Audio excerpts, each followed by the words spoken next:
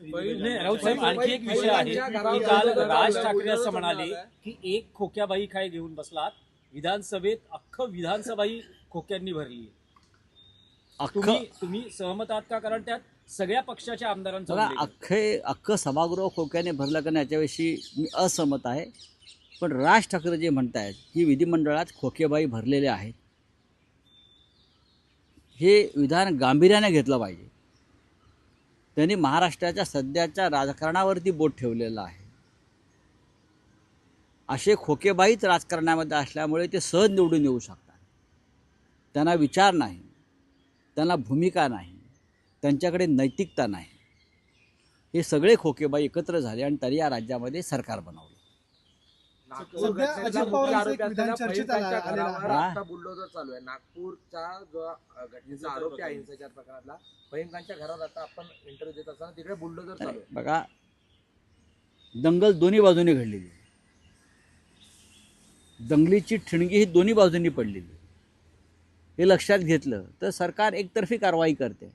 दंगलखोरांवरती bulldozer किंवा त्यांच्यावरती action व्हायला पाहिजे.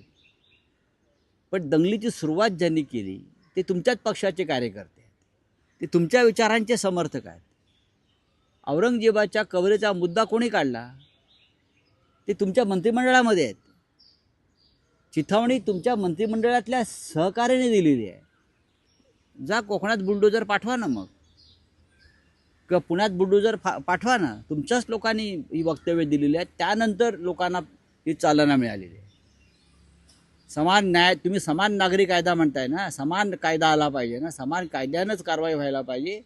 तर ही सर्व प्रकारच्या आणि सर्व पक्षाच्या, सर्व धर्माच्या लोकांवर, दंगलखोरांवर एकसारखीच समान पद्धतीची कारवाई होणं गरजेचं आहे या देशामध्ये.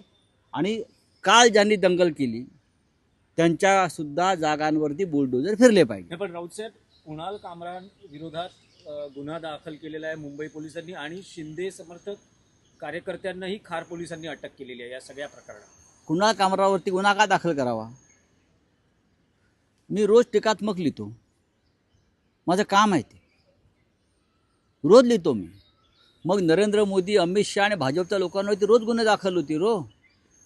विधिमंडळातल्या आमदारांचं सध्याचं वर्तन पाहिलं आम्ही दोन्ही सभागृहातल्या, तर त्यांच्यावर गुन्हे दाखल होतील.